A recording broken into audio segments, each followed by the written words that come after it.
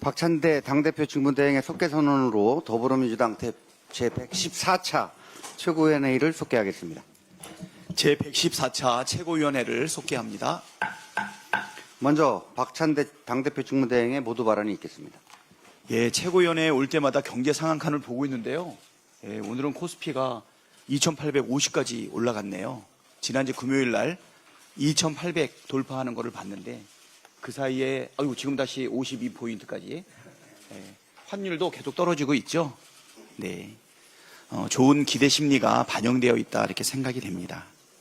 그런데 먹거리 물가가 끝을 모르고 지금 상승하고 있습니다. 지난주 경제 성장률 전망치가 반토막 난 것에 이어 국민이 체감하는 물가는 여전히 높은 것으로 나타났습니다. 커피, 빵, 라면과 같은 가공식품 가격 인상률은 2달 연속 4%대를 유지하고 있고 외식 물가 인상률도 넉 달째 3%대 상승세를 이어가고 있습니다. 파송성 계란탁이라며 아쉽게 먹던 계란도 4년 만에 최고치로 오르며 한 판에 1만 원 시대, 이른바 금난이 되었습니다. 대선 전 차기 정부의 민생과제 1순위가 무엇인가를 묻는 질문에 국민 10분 중 6분은 물가 안정을 최우선으로 꼽으셨습니다. 국민의 말씀대로 물가 안정이 곧 민생 안정의 출발점이 되어야 합니다. 이재명 정부는 취임 첫날 비상경제점검 TF를 가동하고 첫 국무회의에서 경제 현안을 보고받았습니다. 국민께 약속드렸던 대로 국민의 먹고 사는 문제를 가장 먼저 해결하기 위함입니다. 민주당은 집권 여당으로서 정부의 노력을 든든히 뒷받침하겠습니다. 당 차원의 물가관리 TF를 구성하고 당정 협의를 통해 국민이 민생 현장에서 체감할 수 있는 대책을 신속히 마련하겠습니다. 먹고 사는 문제가 더 이상 국민의 부담이 되지 않도록 최선을 다하겠습니다.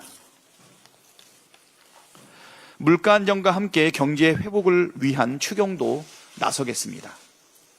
지난 대선 기간 동안 많은 상인분들을 만났습니다. 그중 제일 기억에 남는 말씀은 지원도 좋지만 장사가 되게 해달라는 말씀이었습니다. 소비가 줄어들어 골목 상권이 침체된 지금은 소비를 늘려 경기를 회복하는 방안이 필요합니다.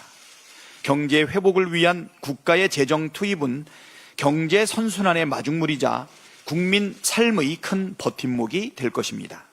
민주당은 민생경제 회복을 위한 신속한 추경 처리에 집중하고 필요한 예산이 현장에 빠르게 투입될 수 있도록 최선을 다하겠습니다. 국민의힘도 대선 기간 중 30조 원 규모의 추경을 약속한 만큼 민생을 위해 신속하고 초당적인 협력을 당부드립니다. 마지막으로 이재명 정부를 든든히 지원할 새로운 민주당 원내지도부 선출에 권리당원 여러분의 적극적인 참여를 기대합니다. 민주당은 명실상부 당원 중심의 대중정당입니다. 차기 원내대표 선출에 권리당원의 뜻이 반영되는 만큼 많은 참여로 당원의 주권을 행사해 주시기 바랍니다. 아울러 내일 오후 2시 원내대표 후보자 합동토론회가 진행됩니다. 토론회를 통해 집권여당이자 제1당의 원내대표로서 누가 민주당을 잘 이끌어갈 적임자인지 함께 고민해 주십시오. 권리당원 여러분의 소중한 한 표는 일하는 국회, 국민을 위한 국회를 만드는 데 쓰일 것입니다. 당원 여러분의 많은 참여를 바랍니다. 뜨거운 성원과 함께 또 과열되는 경쟁도 예상되고 있는데 우리 당을 위해서 일할 귀한 제목들인 만큼 멋진 경쟁과 또 멋진 성원, 잘하기 경쟁 부탁드리겠습니다. 감사합니다. 다음으로 전현희 최고위원의 발언이 있겠습니다.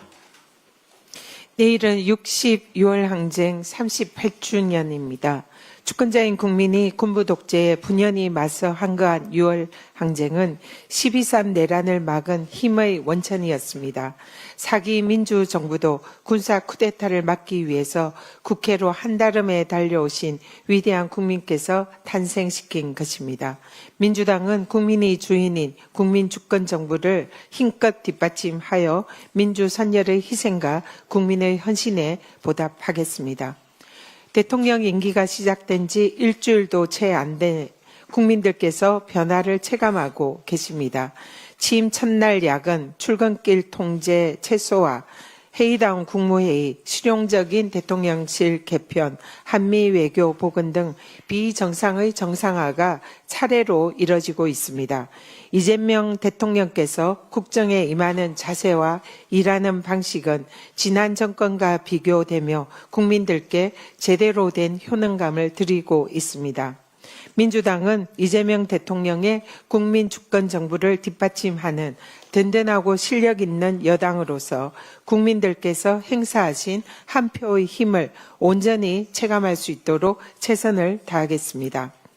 대통령실을 무덤으로 만든 주범이 정진석 전 비서실장, 윤재순 전 총무비서관이 아니냐는 의혹이 제기되고 있습니다.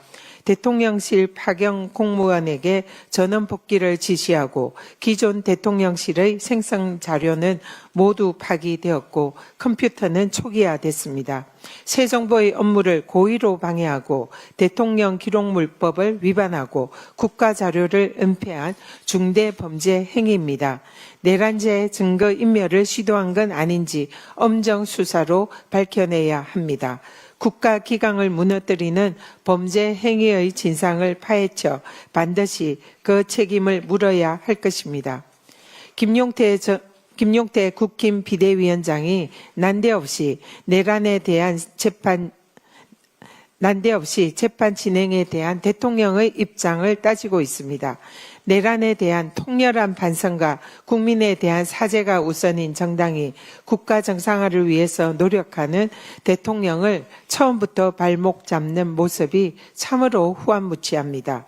대통령의 기존 형사재판은 중단된다는 것이 헌법 정신이고 압도적인 헌법학계의 다수설입니다. 민주공화국인 대한민국의 주권자인 국민의 선택은 존중되어야 합니다. 헌법은 안정적인 국정 운영을 위해서 대통령의 불소추 특권을 보장하고 있습니다. 형사소송법에도 공소의 수행, 즉 재판 진행이 소추에 포함된다라고 분명히 나와 있습니다. 헌법학계의 압도적인 다수설임을 다시 한번 강조합니다. 법사위를 통과한 형소법 개정안은 헌법과 형소법의 규정을 보다 명확하게 하려는 것으로 대통령 불소추 특권의 취지에도 정확히 부합합니다.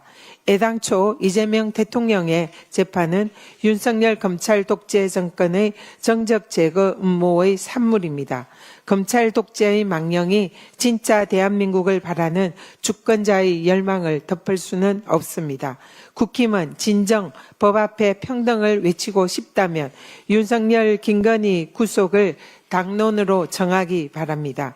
평등 원칙과 법치주의를 훼손한 주범은 윤석열 검찰 독재 정권과 국힘임을 명심하기 바랍니다. 이상입니다. 다음으로